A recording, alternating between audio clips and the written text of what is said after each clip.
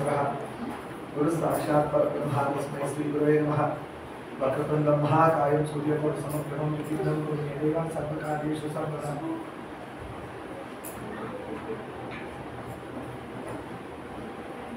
व्यासगुरुदेवाय नमो नमः।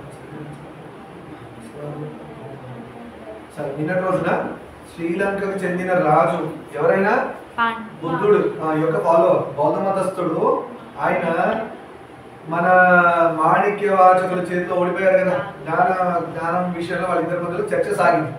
ఆయన శివద్రోహి కాబట్టి మధ్యలో ఏం చేశాడు, మన ధర్మం కాని వాడితో నేను మాట్లాడు కదా, శివుడిని ద్వేషించేవాడు శివద్రోహులు, అలాంటి వాడితో మాణిక్యవాచకులు మొహం కూడా చూసి మాట్లాడు, అందుకే మధ్యలో తెరబెట్టుకుని ఓడించారు.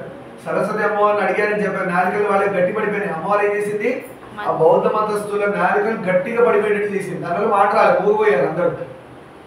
నాలిక చూడండి ఎంత డెలికేటో, ఆ నాలిక బాగుంటే మన స్వరం బాగా వస్తుంది, మంచి పాట పాడగలరు, మంచి మాట్లాడగలరు. అంటే అమ్మవారు అక్కడ నర్తిస్తుంది అని చెప్తారు. అందుకే నేను ఒకసారి ఒక స్టూడెంట్ పేరెంట్స్ ఎవరు నా దగ్గరికి వచ్చి, సార్ నాకు తెలియదు అసలు అలా అడుగుతారు, నాకు వచ్చే క్వశ్చన్స్ అన్ని రకరకాలుగా వస్తుంటాయి. సార్ మా పిల్లలకి మీరు బీజాక్షరాలు రాయగలుగుతారా నాలిక మీద అని అడిగారు. అంత పర్టికులర్గా ఫస్ట్ కేసు నాలిక రావడం రాని నేను షాక్ అయ్యా. అంటే ఆ కాన్సెప్ట్ ఉందని నాకు కూడా తెలుసు, ఎంతమంది అలా నమ్ముతారు, మనతో రాయించుకోవాలి ఎవరు అనుకుంటారు, టీచర్ ఏదో చెప్పుకుంటున్నారు అనుకుంటారు. కానీ వాడు పాపం గురువు గారు కొని నమ్మి వాడు పాపం వచ్చి అడిగి రాస్తారా అండి అంటే తప్పకుండా అంటే రాస్తారు. ఎందుకంటే చదువు వచ్చిన వాడు ఎవరైనా అవుననే అన్నారు. బ్రాహ్మడైన వాడు ఇంకా పక్కాగా ఎస్ అన్నారు.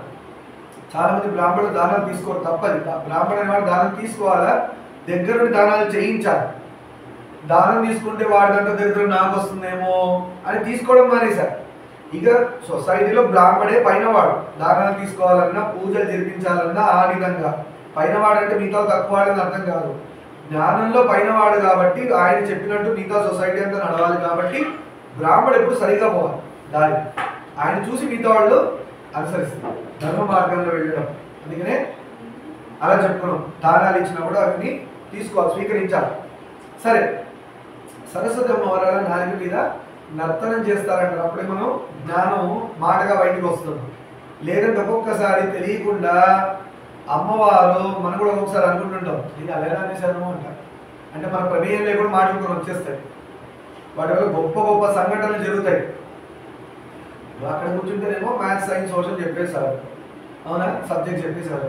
ఇక్కడ వస్తేనేమో ఇక్కడ ఒక లైన్ ఉంటే సార్ ఏమో చాలా మాట్లాడేస్తారు. ఇక్కడ అది ఎక్కడి నుంచి వచ్చింది, అమ్మవారి దయ ఉంటే కూర్చోబెట్టి ఆవిడే నువ్వు కూర్చో, నీ వాయిస్ నీ నాలుక నాకు ఇచ్చేసేయి, నేను వాడి నేనేం చేస్తాను వాళ్ళు పక్కన కూర్చోబెట్టుకున్నాను. మెయిన్గా భారతీయులు పక్కన కూర్చోబెట్టుకోండి, పిల్లలు దూరం కూర్చోండి, పెద్ద పిల్లలు మీ పక్కన ఒకటి నేర్చుకోండి రైట్ హ్యాండ్ కింద. అమ్మవారు అలా నర్తన చేసినప్పుడే ఆ జ్ఞానం మాటగా బయటకు వస్తుంది. అలాగా ఈ వాణి అలా వాళ్ళు అడిగితే నేను ఒక రోజున వాళ్ళకి మంచి రోజు చూసి నాలుగు మీద బీజాక్షరాలు రాశాను. వాళ్ళ అభివృద్ధిలోకి రావాలని అమ్మవారు చెప్పి బ్లెస్సింగ్స్ వాళ్ళకి అమ్మవారి అక్షరాలు తీసుకొచ్చి వాళ్ళ తల మీద వేస్తారు. అలా ఉన్నారు, అలా చేసేవాళ్ళు అలా ఉన్నారు. కొంతమంది డియరెస్ట్ స్టూడెంట్స్ సార్ మా పిల్లాడు పుట్టే టైం మీరు డిసైడ్ చేయండి అలా ఇస్తూ ఉంటారు. దానివల్ల మాకు కూడా ఏంటంటే టెస్టింగ్, అది కూడా చూసామని ఇలా అలా అని అనకూడదు. దేవుడు ఎందుకో మనకు ఆ ఛాన్స్ ఇచ్చాడు, అలా చేయమని మనకు దేవుడు ఒక అవకాశం ఇచ్చాడు. దాన్ని దేవుడు ఇచ్చిన అవకాశంగా భావించి ధర్మంగా చేయాలి. కానీ నేనంతటి వాడు నేను అలా చేశాను అనుకుంటాను, దాన్ని పొగరంట. పొగరున్న చోట ఓడిపోవడం ఖాయం. ఇవన్నీ మనం నేర్చుకోవాలి జీవితంలో. సరే, ఈ వాణి విభావానికి నిన్నటి రోజున అలా అయ్యింది. అయ్యాక రాజు మొత్తానికి బుద్ధి వచ్చి ఎవరి కాళ్ళ మీద పడ్డాడు, మాణిక్యవాచకుల కాళ్ళ మీద పడ్డాడు. పడ్డాక నెక్స్ట్ ఏమైంది చూద్దాం. సభాపతి సమాదరంతో జరిగిన మహాద్భుతాన్ని ఈ వాణి విభావానికి సభాసదులంతా ఆశ్చర్యచకితులై శివశివ ధ్యానాలతో అంబరలింగాన్ని సంబరపెట్టారు. అందరూ ఈ వింతంతా చూస్తున్నారుగా, అందరు శైవమతంలోకి మారిపోయారు. అందరు గొప్పగా ఏమన్నారు, హర హర మహాదేవ శంకర అని చెప్పారు. అది అంబరంలో ఉన్న శివలింగాన్ని అందుకునే వినబడేటట్టుగా. అంబరం అంటే అక్కడ ఎక్కడో ఉన్న శివుడు కూడా వినబడుతుంది, అంత గొప్పగా చెప్పారండి.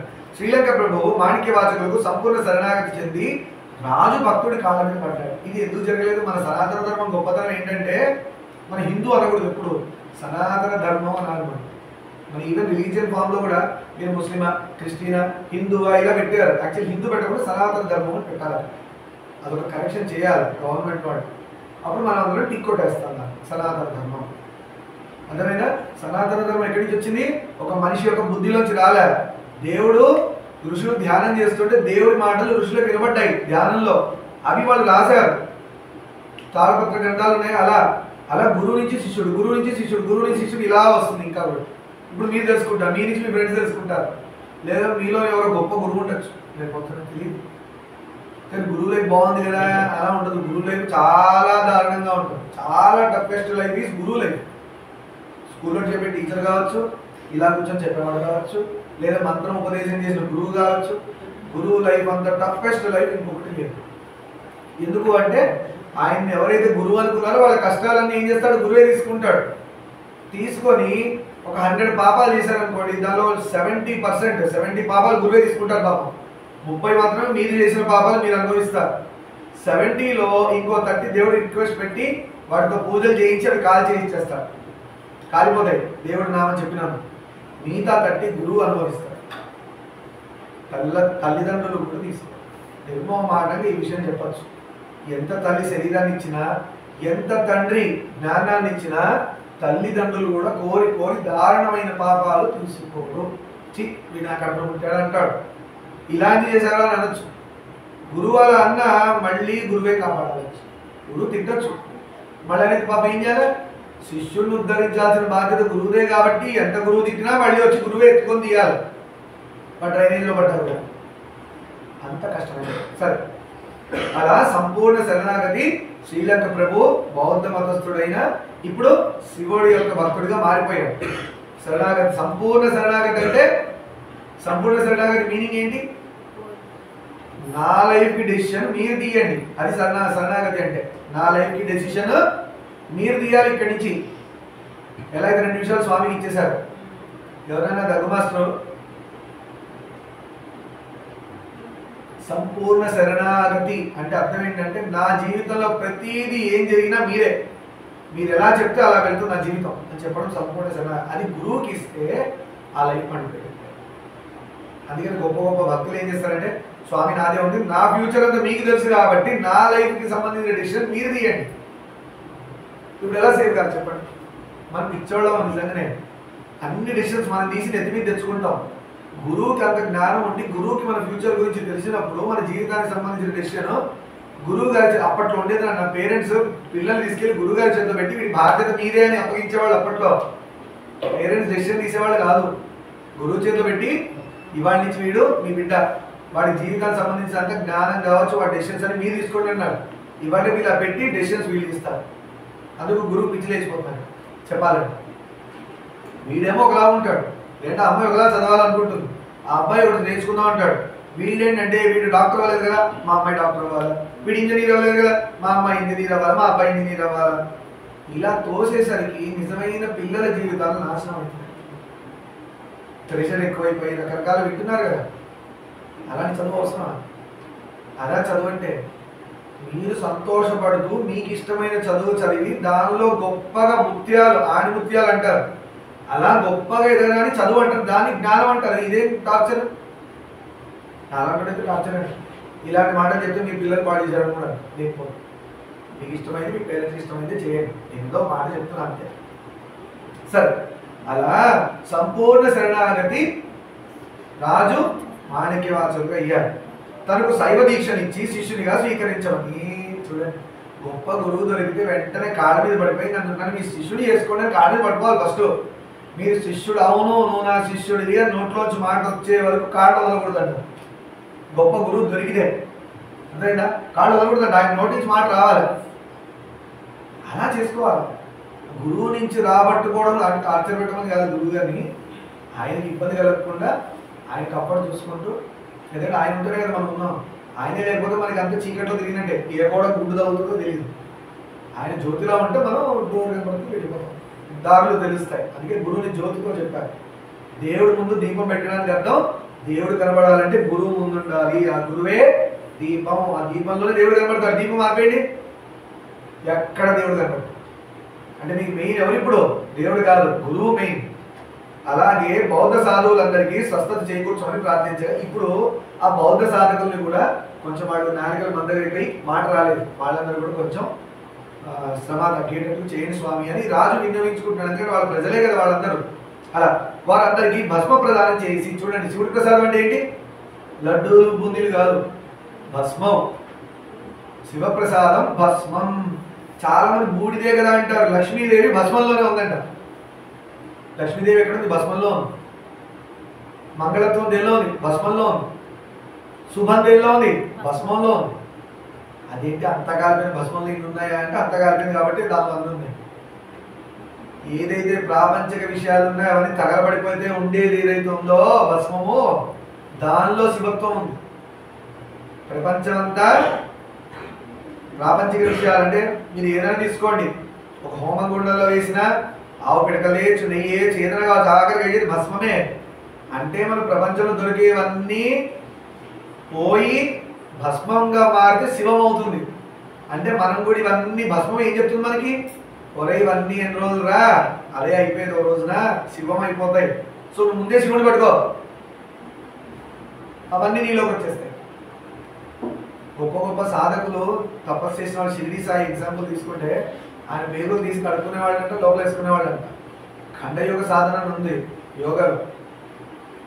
అది కూడా భక్తులు ప్రదర్శించారు. ముక్కలు ముక్కలు పడిపోయినట్టు బాడీ చూస్తే, అయ్యో ఇలా అయిపోయింది అంటే గొడ్డ పెట్టే నరికేసి ఎలా ఉంటాయి, అలా బాడీ పార్ట్స్ విడివిడిగా ఉంటాయి, మళ్ళీ వచ్చి కట్టుకుంటాయి. ఇవి జరిగినాయి. ఇది ఏ ధర్మానికి లేవు. మన ధర్మంలో ఒకరోజు సాయి చరిత్ర కూడా చెప్పుకుందాం. మనం సాయి చరిత్ర కూడా చెప్పుకుందాం. ఆ లీలలు చాలా ఇంపార్టెంట్. గురు చరిత్ర చదువుకోవాలి, చాలా తొందరలో చెప్పుకుందాం మనం కూడా. ఇది అయిపోయారు. వారందరికీ భస్మ ప్రదానం చేసి శివశరణ్యంలోకి అప్పగించారు. భస్మం చేతి దొరికితే అందుకనే సాయిబాబా హారతిలో లాస్ట్ ఏం చేస్తాం? ఏం చెప్తాం? పరమం పవిత్రం. బాబా విభుడైనా శివుడైనా బాబా అయినా అందరూ ఒకటే. కాకపోతే పద్ధతి లేదు. విష్ణువుని ఎలా పూజ చేయాలా, శివుని ఎలా పూజ చేయాలా. ఫైనల్గా అన్ని డోర్లు బ్రహ్మం, పరబ్రహ్మానికి వెళ్తాయి. అది ఇక్కడే కలిపేస్తా అంటే కష్టం. ఇక్కడ కలిపిస్తే అన్నం తినేస్తే పొట్టలోకే పోయేదంతా అని చెప్పి కలుపుకొని ఇక్కడే కలిపేసి తింటారా? లోపలికి ఎలా కలుస్తాయా? ఒప్పుకుంటుందా నాలిగా? పప్పు సాంబార్ స్వీటు అన్నీ కలిపేసి మొత్తం లడ్డు కలిపేసి పచ్చడేసి మిక్స్ చేసేసి ఇక్కడే మహాన్ మార్చేసాము. ఎలా అవుతుంది?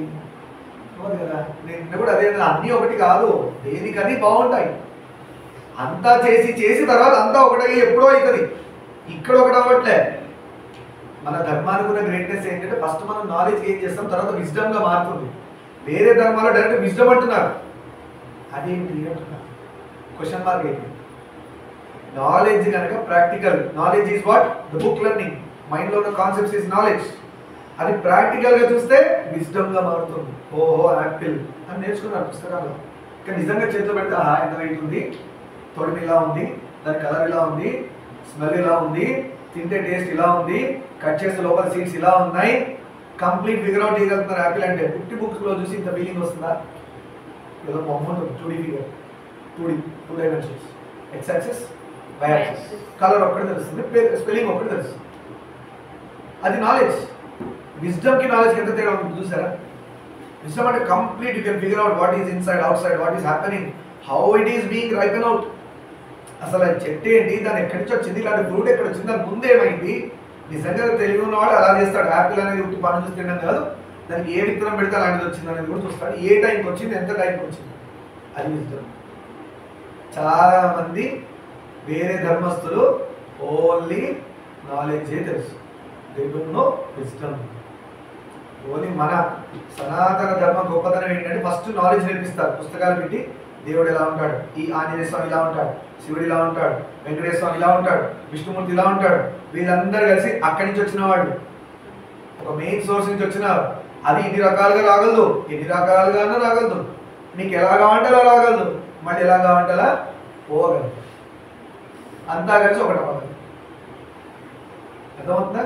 సో ఒక దీపం కాంతిలోంచి మనం చిన్నది క్యాండిల్ ముట్టించుకొని ఇంట్లో తెచ్చుకొని రాముడు అంటున్నాం, ముట్టించి తీసుకొచ్చి శివుడు అంటున్నాం, తీసుకొచ్చి ఇంకో వెలుగు క్యాండిల్ పెట్టుకొని అమ్మవారు అంటున్నాం, వినాయకుడు అంటున్నాం.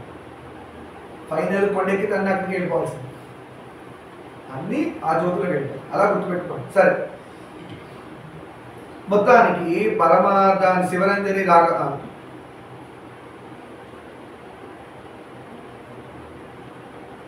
శ్రీలంక రాజు తన దేశానికి తిరిగి వెళ్ళి శైవ మతోద్ధరణ కల్పించాడు. మొత్తానికి అంత గొప్ప మహిమాన్వితమైన భక్తుడు వచ్చి చెప్తే శివుడి గురించి ప్రచారం చేయడా, శ్రీలంక మొత్తం మారిపోయింది శైవ మతంలోకి.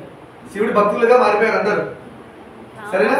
శివరంజని రాగభరితమైన మాణిక్యవాచకుల జీవితంలో ఇక శివకారుణ్య పారమ్యాన్ని జయకేతనంగా చిదంబర వీధుల్లో ఆవిష్కరింపజేసి చిదంబరం క్షేత్రం ఉంది. చాలా గొప్ప క్షేత్రాలు, కానీ తెలుసుకోవాలి. ఎప్పుడే బుక్ పెట్టుకుని అందుకే నోట్ చేయమంటారు. మీ లైఫ్లో ఏదేవో పోతున్నారు, ఇక్కడికి వెళ్ళండి, వీటిని కాపాడండి, టెంపుల్స్కి వెళ్ళండి. అక్కడ పూజారులకు ఒక నిజంగా మా ఫ్రెండ్ ఒక అబ్బాయి ఉన్నాడు, నా క్లాస్మేట్, ఒక గుడిని డెవలప్ చేసి ఆ గుడిని ఒక పూజారిని పెట్టి ఆయనకి డబ్బులు లేవంటే ఆయన డబ్బులు ఇచ్చి ఆ గుడిని మెయింటైన్ చేస్తున్నాడు ఒక్కడే. అలాంటి వాడికి మనం చేయండి, సహాయం చేయాలి. ఇవి గొప్ప పనులు అంటే. సినిమాకి వెళ్తే 1000 రూపాయలు ఖర్చు చేస్తారు, నెలకు సినిమా పోండి, వారానికి సినిమా అవసరం.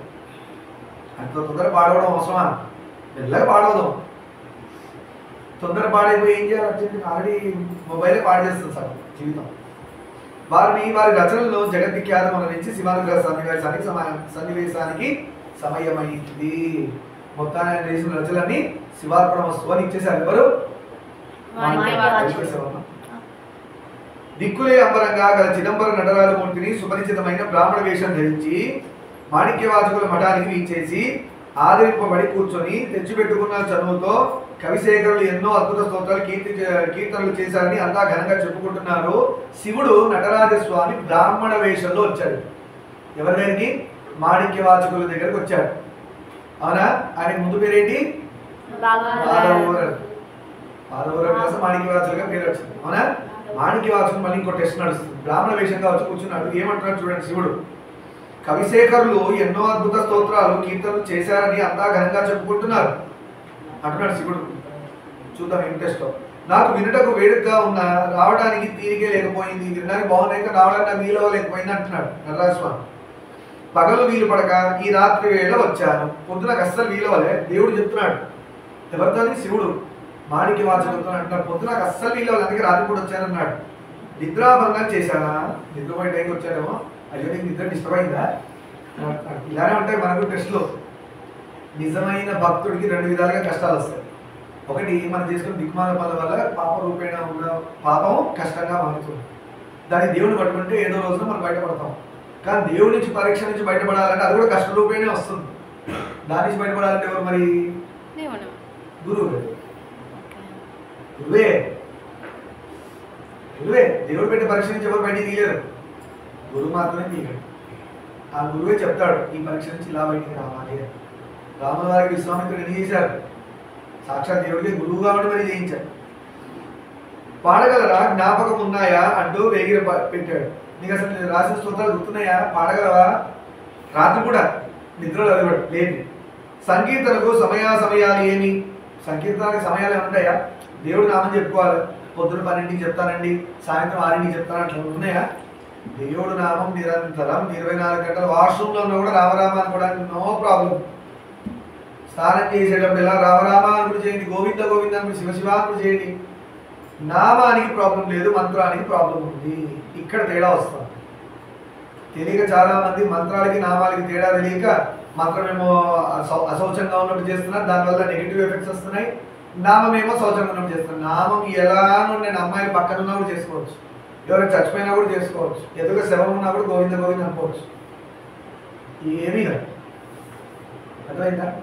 ఇంట్లో పుట్టారు, పురుడు ఏదో ఉంది, 3 రోజులు 11 రోజులు అయినా కూడా గోవిందానికి వచ్చి శివానికి వచ్చి నో ప్రాబ్లం. బట్ మహామంత్రాలు ఉంటాయి, గాయత్రి, రాము, శివ మహామంత్రాలు, పంచాక్షరి మంత్రాలు, వాడి జోలికి అది గురువు ఇచ్చి గురువు ద్వారా తీసుకొని గురువు చెప్తాడు ఈ టైంలో చేయకూడదు, ఈ టైంలో చేయాలా, ఈ టైంలో బాగుంటుంది, ఈ టైంలో చేయకూడదు, ఈ టైంలో చేస్తే ఎక్కువ పవర్ఫుల్ ఉంటుంది. అది చెప్పే గురువు దొరికినప్పుడు ఆ గురువుని వాడి మనం తొందరగా డెవలప్ అవ్వాలి. మిగతా అన్నింటిలో డెవలప్ అవుతుందంటే దీనిలో మాత్రం సున్నాగానే ఉంటున్నాం. ఎప్పుడు నెగిటివ్ వాల్యూసే దీనిలో. దేవుడికి సంబంధించిన సాధనలు ఎప్పుడు మనం మైనస్ ఫిగర్సే. మిగతా వాటన్నింటిలో +1000 +2000 100కే మార్క్స్. అలా ఉండకూడదమ్మా. అన్ని ఇంపార్టెంట్. జీవితం వెళ్ళిపోతే ఒకటే గుర్తుపెట్టుకోండి, మీ లైఫ్లో ఆల్రెడీ 15 ఇయర్స్ కొందరికి, కొంతమంది 18 ఇయర్స్, కొంతమంది 20 ఇయర్స్ దాటిపోయినాయి, కొంత నాలుగు 42 ఇయర్స్ చేసినాయి. నాకంటే మీరు అందరూ చాలా బెటర్. అందుకే నేను కొంచెం మీ వంక పెట్టి నేను నేర్చుకుంటున్నాను. మీకు చెప్తున్నాను రీజన్ పెట్టి నేను నేర్చుకుంటున్నా బాగా తెలివిగా. నాకు కూడా రివిజన్ అయిపోతుంది. సరే, సదా సంసిద్ధుడనే దేవుడి సంగీతం చేయడానికి నేను ఎప్పుడు రెడీ అంటున్నాడు శివుడు.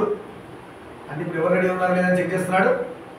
మాణిక్యవాచకులు రెడీగా ఉన్నారు లేదా శివుడు టెస్ట్ చేస్తున్నాడు. జ్ఞాపకం ఉన్నంత వరకు పాడతాను వినండి అంటూ మాణిక్యవాచకులు కన్నులు మూసుకొని శివగానామృతుల హరిని వెలయించగా మాణిక్యవాచకులు కన్ను మూసుకొని సరే పాడతానండి అని అన్నాడు. కళ్ళు మూసుకొని సంగీతం స్టార్ట్ చేశాడు. ఎవరి మీద? శివుడు. ఎవరా స్వామి? నటరాజస్వామి, చిదంబర నటరాజస్వామి. ముందుగా తిరువాచకం అనే గ్రంథం రూపుదిద్దుకుంది. అలా శివుడు మాణిక్యవాచకులతో చేయించిన స్తోత్రాలతో పుస్తకం తయారైంది. దాని పేరేంటి? తిరువాచకం. ఇది ఎప్పుడైనా నోట్ చేసుకొని బుక్ కొనండి ఆన్లైన్లో. ఎన్నెన్నో ఆర్డర్ పెడుతున్నారు కదా, నేనే కొనేసి ఇక్కడ పెడతాను. మీరు సాటర్డే సండే మన సమితి ప్రోగ్రామ్ 6 to 8:30 8 ఉంది కదా, ఇప్పుడు ఏం చేద్దామంటే దానికి ఖచ్చితంగా కొంచెం టైం హరినామకి కేటాయించి ఏకాహం చేద్దాం. వోకల్ కార్డ్స్ స్ట్రెంత్ అవ్వాలంటే ఏకాహం ఒక హాఫ్ అన్ అవర్ 10 నిమిషాలు ఖచ్చితంగా హరినామం చెప్పుకుంటూ రామకోడి రాస్తూ భజన చేస్తూ పురాణం చెప్పుకుంటూ ఇన్ని చేయాలి. మెల్లగా దాని టైం అడ్జస్ట్ చేద్దాం. అటు ఇటు జరుపుకొని కొంచెం ఎక్స్టెండ్ చేసి వారానికి ఒక్కసారి దేవుడికి ఒక 3 గంటలు 4 గంటలు కేటాయిస్తే అదే టైంలో పుస్తకాలు ఇక్కడ పెడతాను.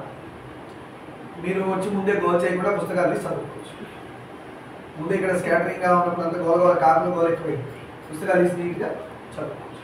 జ్ఞానం మీకు కళ్ళు కనబడుతున్నాయి, ముక్కు పనిచేస్తుంది, కాళ్ళు చేతులు పనిచేస్తున్నాయి. నాలాంటి వాడు కాళ్ళకి దగ్గర కనబడుతున్నా వీటిలో చూస్తుంది. ఆ పబ్లో వచ్చే లోపల మీరు నన్ను చూసారని నేర్చుకోండి. మా సార్ గారి దగ్గర కనబడట్లేదు, ఈ లోపల పుస్తకాలను చదివేసి జ్ఞానం, లేదా గురువు గారు చెప్పిన దాని నుంచి స్టోర్ జ్ఞానం స్టోర్ చేయండి. Non sense పోతుంటుంది. సెన్స్ లోపలికి వెళ్తే మెడిసిన్, లోపలికి వెళ్తే రోగం పోయింది. సెన్స్ లోపలికి వెళ్తే నాన్ సెన్స్కి ప్లేసే లేదు. సెన్స్ అనే దేవుడి లోపలికి పంపేయండి. నాన్ సెన్స్ అనే దయ్యం బయట. దయ్యం ఉంటేనే మనం పిచ్చి పనులు చేస్తాం. జాగ్రత్త. సరే, అలా తిరువాచకం అనే గ్రంథం రూపుదిద్దు. అది కాగానే దీక్షితులు పావై పాడిన నోటనే కోవై కూడా పాడరాదా, పాటలు పాడిన నోటితోనే పద్యాలు కూడా చేయమని అని ఉత్సాహపరిచారు. అప్పుడు మాణిక్యవాచకులు వెలించిన కీర్తనా వృష్టి 400 కోవై పద్యాలు. పాటలు పాడేవి కదా, అదే నోటితో కొన్ని పద్యాలు కూడా పాడేగా. శివుడు ఇంతో నన్ను చేయించేసుకుంటున్నాడు. ఏ పనులు? గొప్ప కీర్తనలు, గొప్ప పద్యాలు. మనం కూడా నిజమైన భక్తుడు అయి ఉంటే శివుడికి మనతో చేయించుకోవట్లేదు.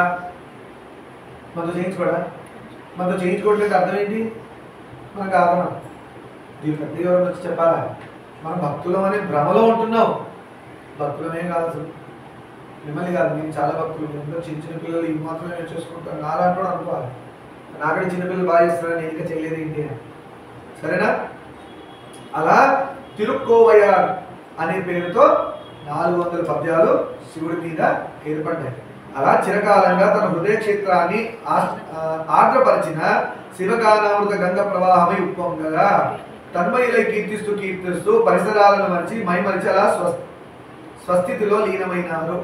అది మొన్న మేము ఏకాహం చేశాం. హరే రామ హరే రామ రామ రామ హరే హరే హరే కృష్ణ 12 గంటలు చేసినప్పుడు మధ్యలో ఓకే వాటర్ లేచాము, లేదంటే లంచ్ అనో ఒక half an hour, maybe we have taken half an hour 1 hour breaks తీసుకున్నామేమో ఆన్ ద హోల్.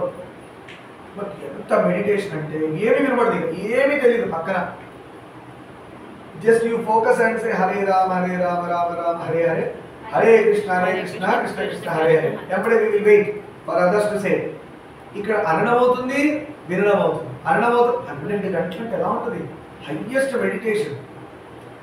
ఏమి గుర్తు రాలేదు అసలు. గొంతు పోతే పోయింది, హాయి ప్రశాంతం. దిక్కుమాల మాటలు మాట్లాడకుండా నిజం. అది కనుక చేయాల్సింది మనం. ధ్యానం ఇలా కూర్చుంటే వేరే ధర్మాలు చెప్పినట్టు చెప్తే ధ్యానం చేయదనట్లే. ఒక సక్రమమైన పద్ధతిలో కర్మకాండ చేసి జ్ఞానకాండకి వెళ్తే ధ్యానం. డైరెక్ట్ జంప్ చేస్తే ఏమవుతాయి? ఖాళీ అవుతాయి. అందుకని ఏ ధర్మాన్ని నమ్మాలి మనం? సనాతన ధర్మాన్ని నమ్మాలి, which is very highly disciplined, very systematic. తొందరపడి వేరే ఏవేవో ధర్మాలు ఉన్నాయి. సనాతన ధర్మం కాని ధర్మాలు ఎన్ని ఉన్నాయో అన్ని గురించి మాట్లాడుతున్నారు. పేర్లు చెప్తే వాళ్ళు ఏం కొన్ని గొడవ చేస్తారని పేర్లు చెప్పట్లేదు. ఇవాళ కదా పోతాయి. అందరూ ఫ్రీగా పోలీసు వాళ్ళకి ఖాళీ ఉన్నట్టు అందరూ కేసులు పెట్టేసుకుంటూ పోతే ఉన్నారు. చదువు పెడతారు అలా. అందుకనే సనాతన ధర్మం కాని ధర్మాలు ఎన్ని ఉన్నాయో అన్ని లాంగ్ జంప్ చేయిస్తాయి. ఖాళీ ఎదిగే ఛాన్స్ ఉంది. సనాతన ధర్మాన్ని పట్టుకుంటే ఏంటంటే ఖాళీ అనకుండా నీటి ఒక మెట్టు తర్వాత పైన వెళ్ళి హై ఖాళీ. సరేనా? సరే, అలా స్వస్థితిలో లీనమైనారు. వేషధారి ఈ రచనలను అన్నిటినీ తాళపత్ర నిక్షిప్తం చేస్తూ వేషధారి. ఎవరు ఆ వేషధారి? శివుడు తాళపత్రాల మీద రాయించి పెట్టాడు వీటిని. అంటే గొప్ప భక్తుడు తను మనలాగా నేను చేశాను, Y Srikanth Kumar, Y Subhashri, Y Netra, Y జయక్క, ఇలా పేర్లు మనలాగా రాసుకోవడం ఎవరు గొప్ప భక్తులు. వాళ్ళు నొట్టు చాలా వస్తున్నాయి. వాళ్ళు ఏమనుకుంటున్నారు, నేనా చెప్పేది స్వామి కదా, బై శివ అని రాయాలి. నిజంకంటే ఏమన్నా మనం పద్యాలు రాసిన పాటలు రాసిన ఏమని రాయాలి కింద, బై లార్డ్ శివ అని రాయాలి, with the blessings of lord Vishnu అని రాయాలి. అంతేగాని అన్నదానం నేను చేశాను 50,000, విగ్రహదానం నేను చేశాను, వినాయకుడు కిరీటం నేను పెట్టాను, చేతుల లడ్డు నేను పెట్టాను, మెడలో దండ నేను వేసాను. మనం వేసామా? చచ్చాక మనం మెడలో దండ మనమే వేసుకోలేము, ఇంకోటి తెచ్చియాలి. వీడు దేవుడు మెడలో వేస్తాడా? అంత కెపాసిటీ ఎవడుకుంది? దేవుడు మెడలో వేసే దండ అంత కెపాసిటీ ఎవరికి ఉందా? నీకు ఊపిచ్చాడు కాబట్టే నువ్వు తిండి తిని సంపాదించి అది మెడలో వేయగలుగుతావు. నీ ఊపిరి రాత్రి తీసేస్తే ఏం కాదు, ఇబ్బంది రేపు పొద్దున ఏం కాదు. ఈ గర్వం అవుతుంది. ఎందుకు పేరు చెప్పుకోవాలి అసలు? ఫస్ట్ ఉత్సవాలు ఇప్పుడు చూడండి, నేను ఎక్కడ కటౌట్ పెట్టి మండపదాత, అన్నదాన ప్రభు అయిపోయాడు, అప్పుడే అన్నదానం చేయండి అని ఇంకేవో రాస్తారు పేరు. ఇది ఎంత కమర్షియల్ అయిందంటే పొరపాటున వాడిని పొగడకపోతే నెక్స్ట్ ఇయర్ డబ్బులు ఇవ్వడేమో, నేను ఇంత గ్రాండ్గా చేయలేనేమో, ఇంతమందిలో కొలువద్దేమో, ఇంతమంది రారేమో. ఎవరు అడిగాడు ఇవన్నీ? అడిగాడా? రామదాస్ జైల్లో కూర్చున్నా కూడా వచ్చాడు పరిగెత్తుకుంటూ. రామదాస్ ఒక్కడే రాయితో ఇలా గోడ మీద రాముల వారి విగ్రహం చెక్కి పాటలు పాడితే పరిగెత్తుకుంటూ వచ్చి రాముడు కాపాడాడు లేదా? మన ఎదురుగానే ఉన్నాయి ప్రూఫ్స్ అని. మీకు డౌట్ ఉన్న వాళ్ళు గోల్కొండ వస్తాను, నేను తీసుకెళ్ళి చూపిస్తాను. రామదాస్ చరిత్ర ముందే జరిగింది. భద్రాచలం పోతూ మ్యూజియంలో రామమాడలు అన్ని ప్రూఫ్స్ అన్ని డిస్ప్లేలో కళ్ళు లేని వాళ్ళ కోసం పెట్టారు, చూడమని. జ్ఞానం పెరుగుతుందని, కళ్ళు వస్తాయి. అట్లాంటి వాటికి తీసుకెళ్ళాలి. నాలాంటి వాడు పట్టుకెళ్ళాలి. అన్ని పేరెంట్స్ అంటే పాపం వాళ్ళకి ఎక్కడ వీలవుతుంది, అమ్మ వాళ్ళకే చాలా మంది పాపం. సరే, ఈ రచనలన్నీ తాళపత్ర నిక్షిప్తం చేస్తూ అంత గొప్ప రచనలు కాబట్టి శివుడే స్వయంగా తాళపత్రాల మీద రాయించేశాడు. మాణిక్య వాచకులు మౌన స్థితిని పొందగానే తాను కూడా తిరోహితుడు. మాణిక్య వాచకులు పాటలా శివుడు ఏమైతే కామెంటాడు, అదే శూన్యం. ధ్యానంలో మాట అయిపోయింది, ఊపిరి తెలియదు, కళ్ళు మూసేసామనే సంగతి తెలియదు, చెవులు పనిచేయవు, స్పర్శ తెలియదు, పాములు పోని జల్లులు పోని మీద నుంచి ఏమీ తెలియదు. అలాంటే చెప్పారు. అదే ఆత్మగా నిలబడతాం. ఆ ఆత్మగా నిలబడినప్పుడు ఆత్మ పరమాత్మతో లింక్ అయి ఉంటుంది. ప్రపంచం కట్టేది. ప్రపంచం కట్టవడం అంటే ఏంటి? ఏమి తెలియదు. బాడీ ప్రెసెంట్, మైండ్ అబ్సెంట్ అక్కడ. కానీ స్కూల్లో బాడీ ప్రెసెంట్, మైండ్ అబ్సెంట్ కాదని ఇక్కడ ఏంటంటే దేవుడితో కనెక్ట్ అయ్యాడు కాబట్టి అక్కడ అలా వాడచ్చు. ఆలయ దీక్షితులు వేకొని తలుపు తీసి ప్రాతకాల పూజాధికారులు నిర్వహిద్దామని చూడగా నటరాజ సన్నిధి ముందున్న పంచాక్షరి సోపాన పంక్తిపై తాళపత్ర గ్రంథం కనిపించింది. నటరాజ స్వామి చిదంబర క్షేత్రంలో తలుపు తీయగానే ఇది జరిగింది ఒక చోట, కానీ ఆ తాళపత్రాలన్నీ చిదంబర స్వామి ముందున్నాయంట. శివుడు రాయించి పెట్టాడు. అదే చదవండిరా, నా భక్తుడు రాశాడు, అందరికి ప్రచారం చేయండి రా లోకమంతా అని. మాణిక్య వాచకులు రాసిన పద్యాలు, గానామృతం 400 శ్లోకాలు అన్ని శివుడు స్వయాన రాయించి తన పాదాలు ఎదుర్కొంచాడు. పొద్దున తలుపు తీద్దాం సుప్రభాత సేవ కనుక అక్కడ కనబట్టాను. చూడండి ఎంత గొప్ప. ఏమో అని చూస్తే అవేంటో అని తీసి చూశారు.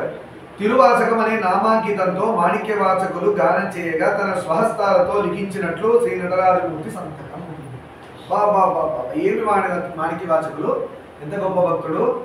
నటరాజస్వామి స్వయంగా రాశాడంటే కింద, రిటర్న్ బై శ్రీ నటరాజస్వామి అని. దేవుడు చెప్తే మనం రాసుకుంటాం, కానీ భక్తుడు చెప్తుంటే ఏమ్మా ముందు చెప్పు ప్రాబ్లం. నటరాజస్వామి దేవుడు ఎక్కడ రాసుకుంటాడా? దేవుడు చెప్తే మనం నోట్స్ రాసుకోవాలి, గురువు గారు చెప్తే మనం రాస్తాం. మాణిక్య వాచకులు పాడుతూ లీనమై పాడుతుంటే శివుడికి ఎంత నచ్చి రాసుకున్నాడో నోట్స్, ఎప్పటికీ భద్రంగా ఉండిపోవాలని. చూడండి, అది దేవుడి కరుణ. కింద రాయమని రాశాడు నటరాజస్వామి, నేను రాశానని రాసుకున్నాడు. నటరాజస్వామి సహస్రాల సంతకం ఉందండి అక్కడ. అంటే ఈసారి మనం చిదంబరం వెళ్తే మాణిక్య వాచకులు రాసిన తాళపత్రాలను చూపించండి స్వామి అని అడగాలి. అసలు ఉన్నాయా లేదా? మధ్యలో చాలా మంది దరిద్రులు తాళెట్టేశారు. అలా పోయినాయా? మన దరిద్రం చూడండి, కాపాడుకోలేకపోయాం. తిరుచిట్రంబలం అనే సాధికార ముద్రలతో లేఖ కనిపించాయి. అలా రాసి పెట్టున్నాయి. దీక్షితులంతా పరమాశ్చర్యంతో ఈ వింత సమాచారాన్ని మాణిక్యవాచకులనే సంప్రదించి తెలుసుకుందామని వారిని కలిసి గ్రంథాన్ని చూపి మాణిక్యవాచకుల దగ్గర పరిగెత్తారు. స్వామి మీరు రాసినట్టు అంటే మీరు చెప్పగా నేను రాసిన ఉన్నాయి, రాసినేమో నటరాజ స్వామి సంతకం అంట. వాళ్ళ మొహాన్ని ఫస్ట్ టైం చూస్తున్నాను నటరాజ స్వామి సంతకం. దేవుడి సంతకం ఎవరైనా చూసారా? భద్రాచల రామదాసు చరిత్రలో కూడా శ్రీరామ పడింది ఆయన సంతకం రాయడం. అక్కడ కూడా దేవుడి సంతకం చూసాం మనం. ఏంటి కంచెల గోపాలం రాయమంటే శ్రీరామ శ్రీరామ రాశాడు. సినిమా ఎంతమంది చూశారు? ఆయన రాముడితో అటాచ్ అయిపోయి ఏది రాస్తే రాముడే రాస్తున్నాడు ఆయన. అలా దీని భావం ఏంటి స్వామి? ఇలా రాశారు స్వామి, దీని అర్థం ఏంటి అని పోయి మాణిక్యవాచకుని అడిగారు అని ప్రశ్నించారు. భక్త శిఖామణి కవిత సర్వగాతులై వడివడిగా నటరాజమూర్తి సన్నిధికి వెళ్ళి స్వామికి ఉన్ముఖుడై నిలిచి చేతులు శిలువపైకి వేయగా ఎప్పటికీ ఇప్పుడు తెల్లొచ్చింది. పడ్డమేంటి స్వామి రాయమేంటి చూస్తే సంతకాలు ఉన్నాయి.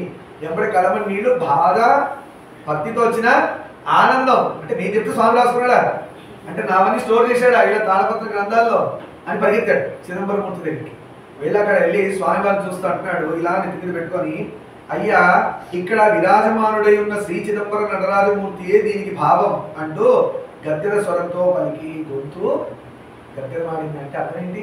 మాట రావట్లేదు. సంతోషం, బాధ అంటే స్వామిని మిస్ అవుతున్నానే బాధ, లేదంటే నా కోసం ఇంత చేసావా స్వామి అనే బాధ రావాలి మనసులో. ఇది గుడికి వెళ్ళి మీరు ప్రదక్షిణం చేస్తే ఈ ఫీలింగ్లో చేయాలి.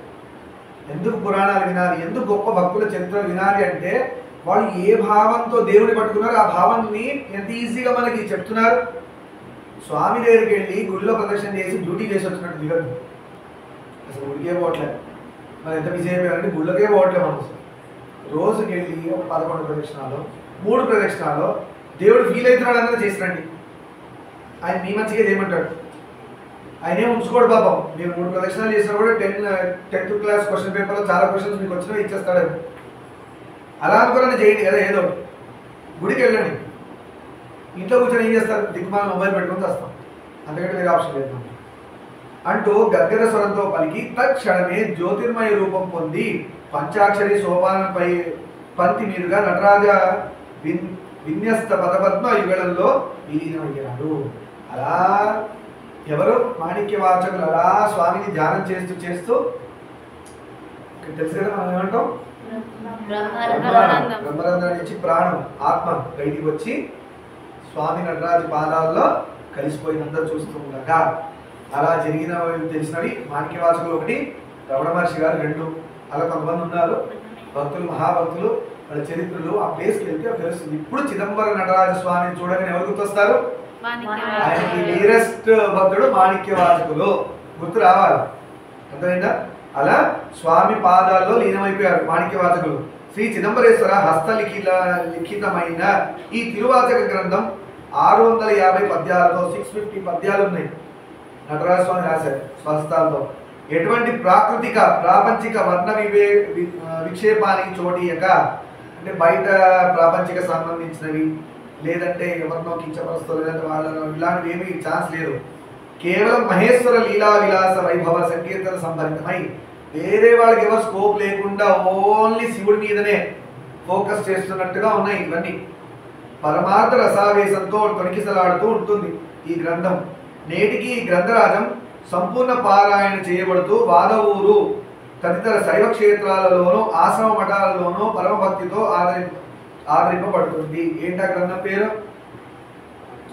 ఏంటి నాన్న? తిరువాచక. గుర్తుపెట్టుకోండి అందరూ. తిరువాచక గ్రంథం ఆన్లైన్లో ఉన్నవాళ్ళు ట్రై చేయండి. తిరువాచక. ఇది నటరాజ స్వామి సొంతంగా శివుడు సొంతంగా రాశాడు చేతితో. 650 పోయమ్స్ యాడ్ అయినాయి. పాండిచేరిలోని ఒక శివాలయంలో నేటికి దర్శనీయమై ఒప్పారుతో పాండిచేరిలో పుడిచేరిలో ఒక శివాలయంలో ఇప్పటికీ గ్రంథం ఉందంట.